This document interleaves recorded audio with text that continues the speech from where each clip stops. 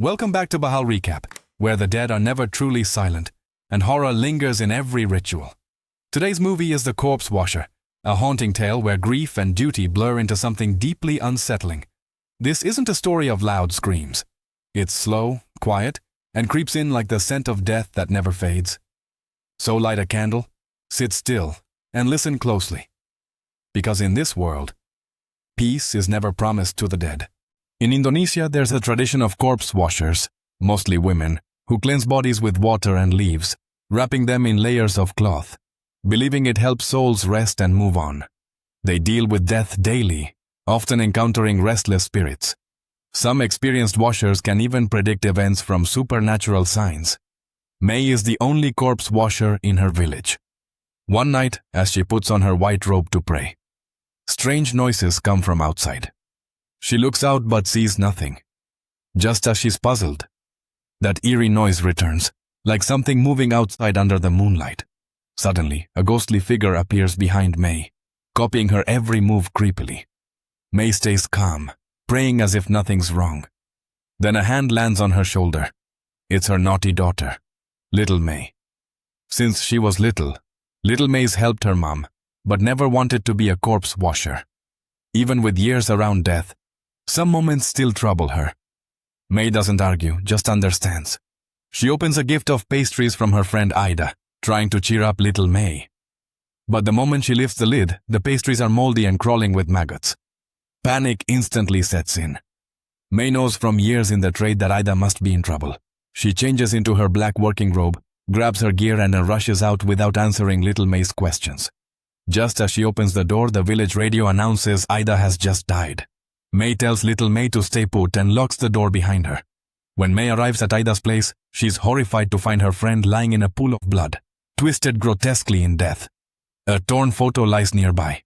With heavy heart, May performs Ida's last rites. On her way home, strange things happen. May suddenly collapses outside her door. Her kids rush her inside. Since then, May's been different, quiet, staring blankly at the ceiling, ignoring all questions. Little May thinks her mom's just exhausted and stays silent, but then, as she's washing clothes, suddenly, her mother left the room, too weak to light a match. She had little May start the stove, then took out her blood-stained cloth. Little May looked confused. After finishing, her mother turned back. As she passed the hallway, a strange flash appeared in the mirror. She looked back, puzzled. Then suddenly, Aunt May was terrified. She saw in the mirror that she had already turned into a ghost. As a corpse washer, she understood what this meant deeply. Her time on earth was running out. That very night, ghostly hands slowly emerged from the ceiling, reaching out toward her. Startled awake, she realized she couldn't escape her fate. Then, when Xiao Mei woke up, it was too late. Her mother lay lifeless on the bed, her eyes wide with fear. Mouth open in a silent scream, blood pooling around her in an eerie, chilling sight. Heartbroken, Xiao Mei and her brother held a heartfelt farewell ceremony. Taking over her mother's job, Xiao Mei was devastated to wash her mother's body first. While cleaning her mother's mouth, she was shocked to find a twisted tangle of wire lodged inside, a dark sign that her mother's death was mysterious and unnatural. After the burial, exhausted, Xiao Mei returned alone to her room. Soon after, Madame Sun Chang knocked on the door, bringing gold coins from the village as condolences. Just then, outside, some elderly ladies noticed a huge blood stain on the bed and asked about the mother's death. Xiao Mei, too upset, quickly shut the door.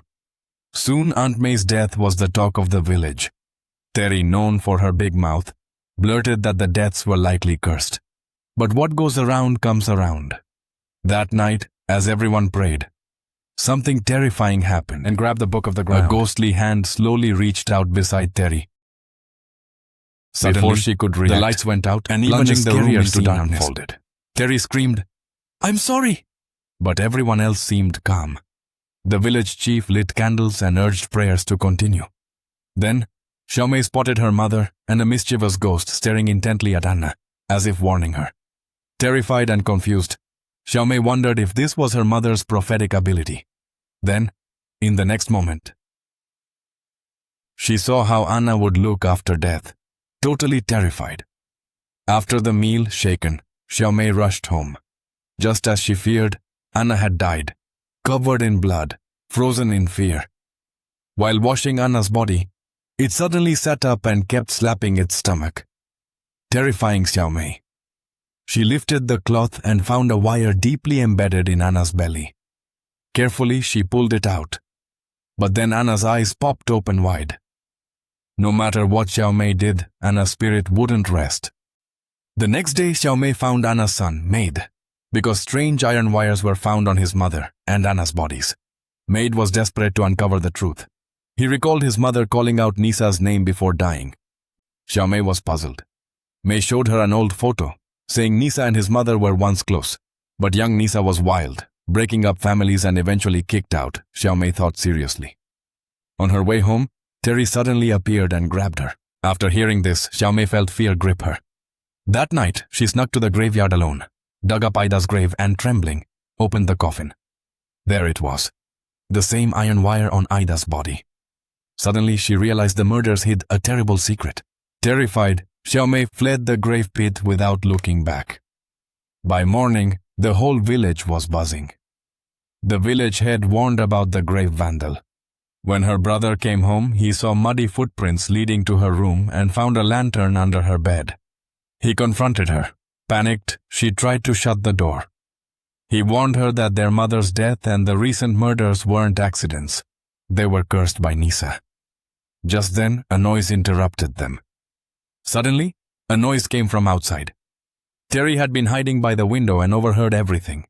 Soon, rumors of a curse tied to Nisa spread through the village. Furious that night, Xiao Mei confronted Terry, demanding to know why he was spreading lies. They soon began shouting at each other, but the village chief arrived just in time to stop the fight. "Bunuritis already." He really died there. The sheriff finished talking and rode away. Determined, Xiao Mei tried to confront Terry again, but just as she stepped inside, after apologizing, Terry slowly woke up with Xiao Mei's help. Back home, her brother urged her to let go and let the dead rest.